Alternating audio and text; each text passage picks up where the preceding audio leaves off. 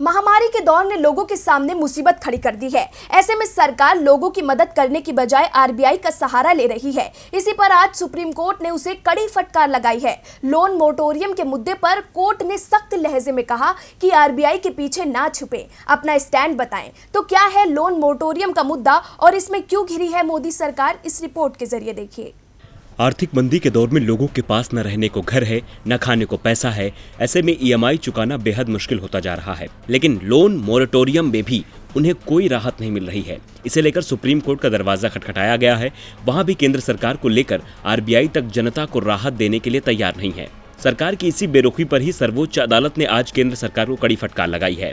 Court ने loan moratorium के मुद्दे पर सुनवाई के दौरान कहा कि आरबीआई के पीछे न छिपें, अपना स्टैंड बताएं।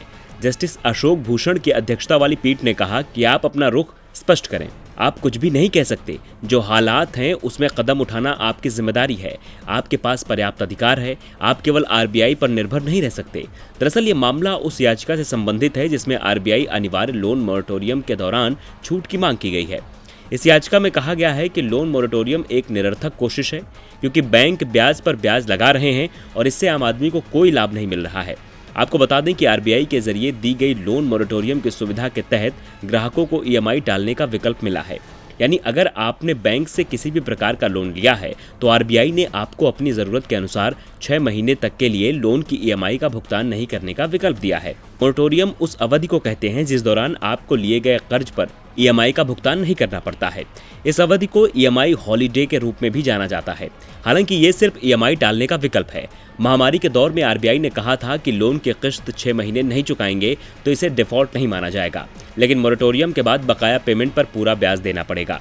लेकिन ईएमआई भुगतान न करने पर ब्याज जोड़ा जा रहा है।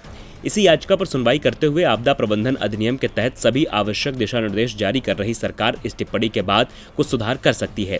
सरकार के खिलाफ अदालत की टिप्पणियां सॉलिसिटर जनरल तुषार मेहता द्वारा मामले में हलफनामे के बाद आई हैं, जिसमें कहा गया था कि बैंकिंग संस्थान भी परेशान है। इस हलफनामे के बाद बेंच नाराज हो गई। Justice R Subhash Reddy, MR Shah और जस्टिस अशोक भूषण की बेंच ने कहा कि ये केवल व्यावसायिक हितों का ध्यान रखने का समय नहीं है, बल्कि आपको लोगों की दुर्दशा पर भी विचार करना चाहिए।